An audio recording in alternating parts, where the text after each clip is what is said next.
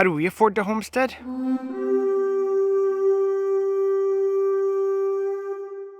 Well, that's our trip down south to the States sitting right there. This is our trip to Norway right here. But in all seriousness, let's back up a step and let me tell you how we got to be in this place where we are right now and how we continue to afford it. Because I think that's the question everyone wants to know is, how do you leave the city and end up being able to do this?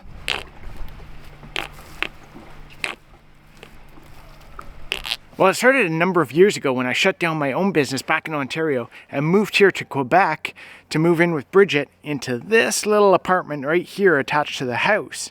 I got a full-time job working here for one of my suppliers, so it worked out perfectly. So that section of the house right there is a 2-bedroom, 1-bathroom, little kind of apartment that was attached, well, that is attached to this bigger house right here that Bridget's sister owned. And she lived here with her 3 boys and I moved in with her.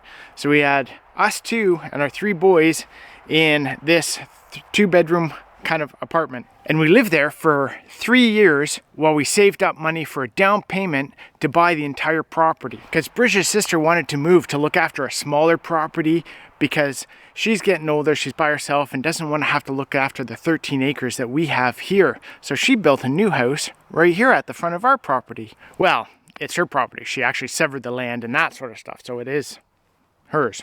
So when she did that, we had actually saved up enough, and with a little help from my parents too, we got the down payment we needed to purchase the property from her.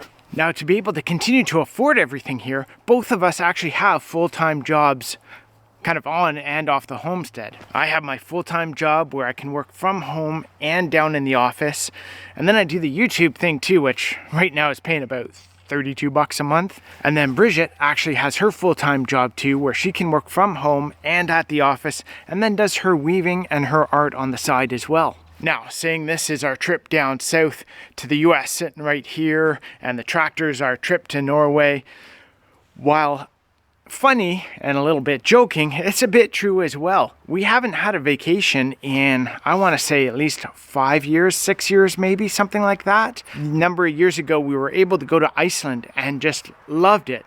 But since then, we now use our vacation time to harvest the cows, butcher the cows, harvest and butcher the pigs, harvest and butcher the chickens, continue to make improvements here on the homestead. So we've made this homestead as well part of our kind of vacation lifestyle because we aren't able to get away from it. Now, in the last video I did about the cost of raising our own meat versus buying store-bought meat, we realized it cost us an extra $1,000 a year to have the cows here on the homestead. But that was having 1 baby a year. Now, once we get to the point where we're having 2 babies a year, then we'll actually be ahead. We'll be making an extra maybe $1,500 a year, which will be really nice. Now, with cows, the unfortunate thing is it takes a while to build up. It's not like chickens or rabbits where the payoff is really quick.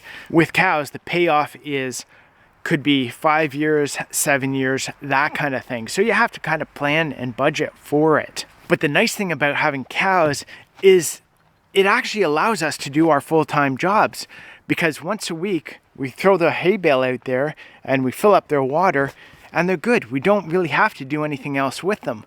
We don't have to go out and spend 3 hours a day on chores because these guys look after themselves. But in all seriousness, when we did the math on this, it's not as bad as it seems. Because of where we are, we would have to pay about $3,500 a year to have someone come in and snowplow, snowblow our driveway for us. Since we're kind of out a bit in the country and we have such a big area that we need plowed, this saves us that $3,500 a year. Well, it doesn't really save it. That $3,500 goes into the tractor. And the $3,500 is what, 290 something a year, $300. Or sorry, a month.